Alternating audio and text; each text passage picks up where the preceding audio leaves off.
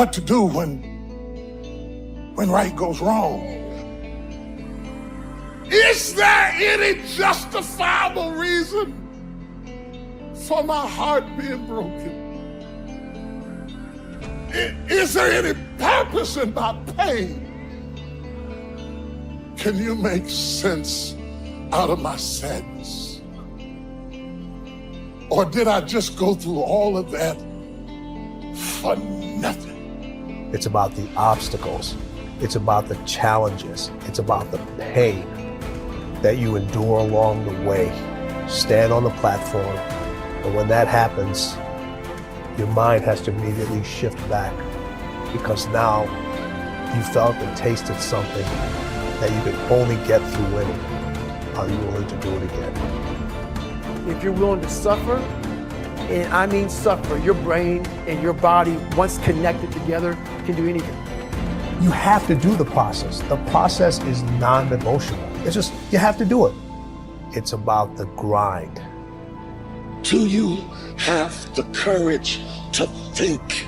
Because if you can think, you can change. You can move, you can evolve, you can grow, you can become. You are one idea away. Your credit is not a problem. Your car is not a problem. Your situation is not a problem. Your thoughts are the problem. As a man thinketh in his heart, so is he. Everything starts in the thoughts you think. You are no better than the thoughts you think. If you think little, you go little. If you think weak, you go weak. What I need you to do is I need you to find a reason to keep going. And if you can find a reason to keep going, I know you're strong enough. Every human has what it takes to get past whatever they're going through if they decide to. If you want to level up your character, then you need to get out here and do it. That's the game. Go look in the mirror right now. Humble yourself. Stop sitting there with an ego. Realize you ain't shit. You need to be around brave men. You need to be paying attention. Listen to the truth. I wasn't born this way. I absolutely not really made myself this way. And any single one of you men out here can do the same thing. If you're a man, you have duty, you have honor, you have things you should be doing regardless of how you feel. You should get up and do what needs to be done. And to me, those are the individuals that win in life. I'm asking you, will you stay mediocre for the rest of your life?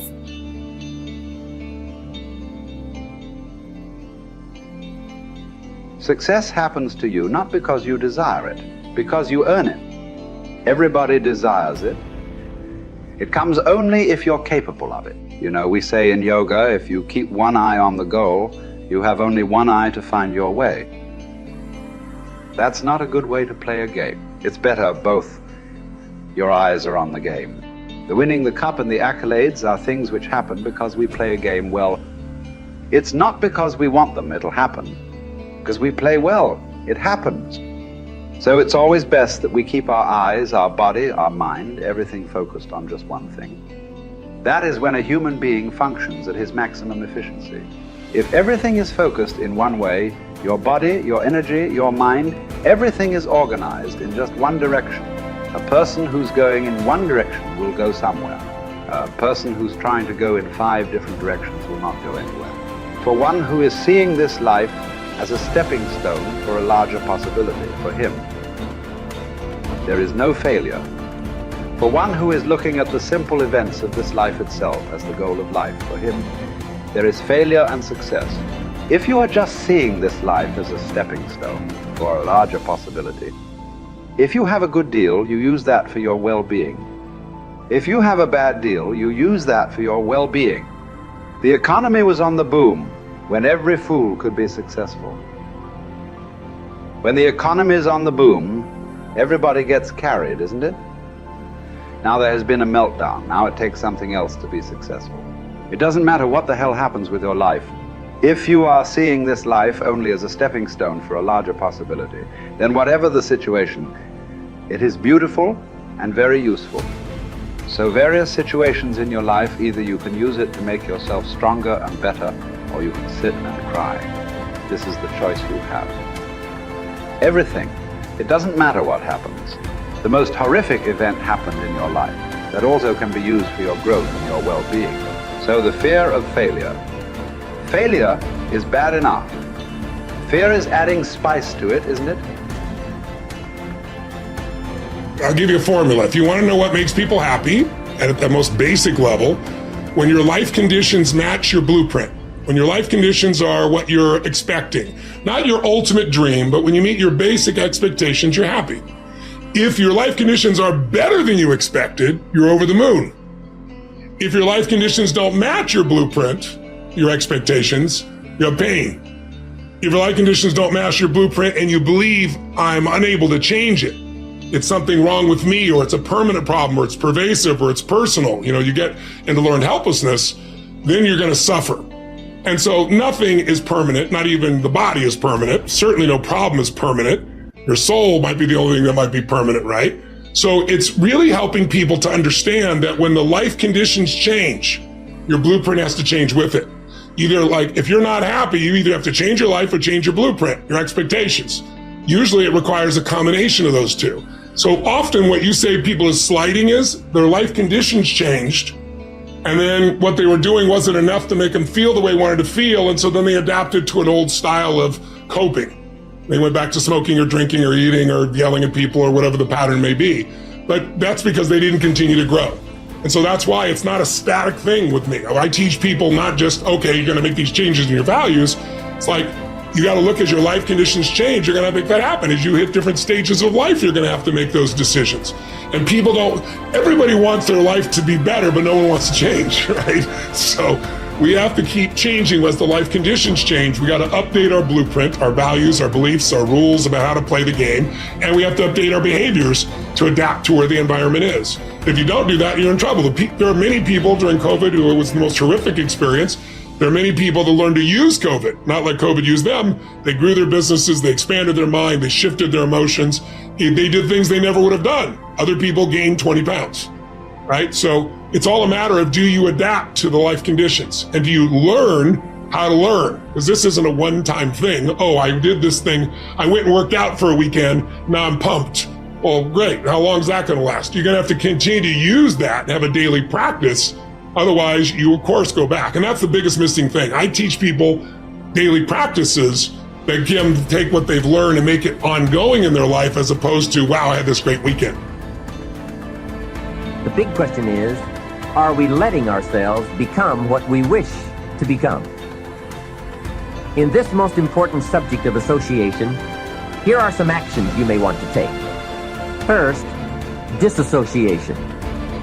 You may, after a study of those 3 questions, who am I around, what are they doing to me, and is that okay, you may come to the serious conclusion that there are some people you just have to break away from. I'm not saying that it's an easy step to take, and it's not to be taken lightly. However, I am saying it may be an essential task. You may just have to make that hard choice not to let certain negative influences affect you anymore. Remember, it could be a choice that saves the quality of your life. The second action you may want to take is limited association. It could well be that you are spending too much time in a certain area of your life with a certain group of people. It's easy to put time and effort in the wrong place. The guy spends 3 hours at the ball game and 30 minutes listening to the sermon. See, that's called out of balance. 30 minutes for spirituality, 3 hours for entertainment. That doesn't weigh well 5 years from now, 10 years from now, when you take a look at the sum total of your values in your life. Here's one of the easy ways to end up with a mediocre average life: spending major time on minor things. Sophisticated people learn to weigh everything before they spend time or money. You've got to weigh before you pay. Whether you're going to spend heavy time or light time, you've just got to weigh. Otherwise, if you're not careful, you can get trapped into spending heavyweight time with lightweight people. Now, it's okay to have casual friends as long as you give them casual time, not serious time. Spend major time with major influence and minor time with minor influence. It's so easy to do just the opposite, but don't let it be said that you fell into that trap. So maybe all you need to do to change some of the influences in your life is not to eliminate them, but merely limit them. Say, I have a good time with these people, but I'm not going to spend days and days with them anymore. I'm just going to cut that down and save some of that time for more major people and more major enterprises. Remember, it's your life. You can spend your time with whomever you want and whenever you want. But you didn't invest in this program for me to kid you. Take a look at your priorities and your values. We have so little time at our disposal. Wouldn't it make sense to invest it wisely? If you have only $100 in your pocket, it's okay to spend $20 for fun and put $80 toward your important values and commitments. But would you be happy reversing those percentages? Better to put the majority of your money where you know it will get you a positive return, rather than put it where the taste is brief and the results are poor. Of course, you must be the judge. You must determine whether the situation and the people call for disassociation or limited association. But remember, if it isn't taking you where you want to be 5 years from now, 10 years from now, now is the time to fix it.